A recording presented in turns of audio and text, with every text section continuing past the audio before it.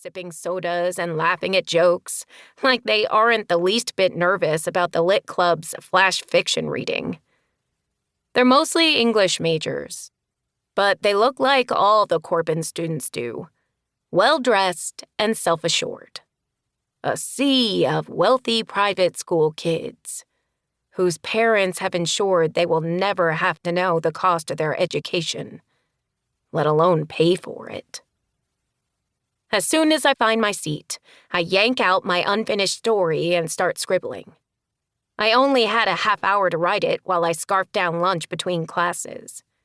It's basically Jane Eyre fan fiction, and it's got that gangly first draft energy.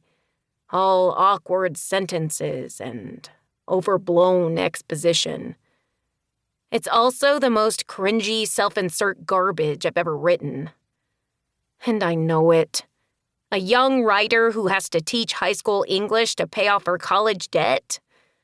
It's a painfully obvious look at my future, and everyone will see straight through it.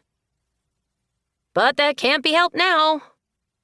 I jot down a final line and skim the pages quickly, looking for anything I can improve in the next 30 seconds. The opening is weak. I scratch it out and add a sentence to the top.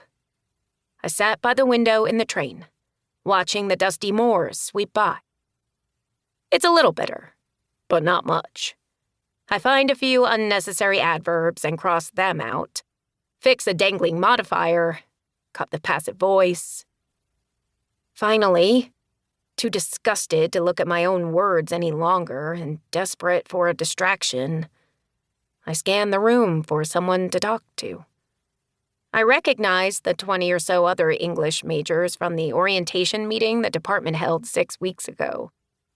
They all seem to have brought friends. More people to watch me totally bomb my first reading. Even still, I wish I'd had someone to ask along for moral support. The room buzzes with warmth and energy, but I feel outside of it, left out in the cold. I've been so busy with work and trying to keep up with classes that I haven't really had time to go to the mixers. Still, there must be someone here I know. I brace myself and study the crowd again. Brittany Prinz, a creative writing major with unnervingly perfect eyebrows and an obsession with Sally Rooney, sees me looking at her group and gives me a polite smile. Was it an invitation to join them?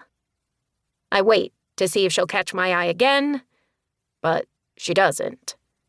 It's always so hard to read the students at Corbin. Back home, if someone didn't like you, there was nothing subtle about it. But here, there's a whole system of slights and innuendos that I always seem to read incorrectly. I still haven't decided whether to go over when someone touches my elbow. Tara, right? Dr. Coraline asks. He's the Lit Club's faculty sponsor. He's handsome, in a late 40s kind of way, with sandy hair falling across his forehead. I nod, summoning up a weak smile. There's a problem with the mic, so we're not going to start for a few more minutes. Feel free to mingle.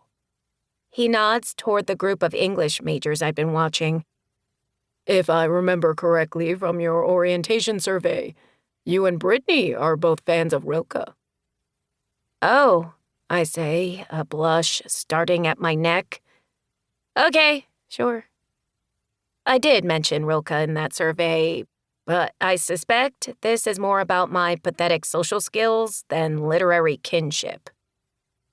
I walk mechanically toward the group, already feeling my shoulders rolling in, arms wrapping protectively around my middle. When I join Brittany's circle, everyone goes silent.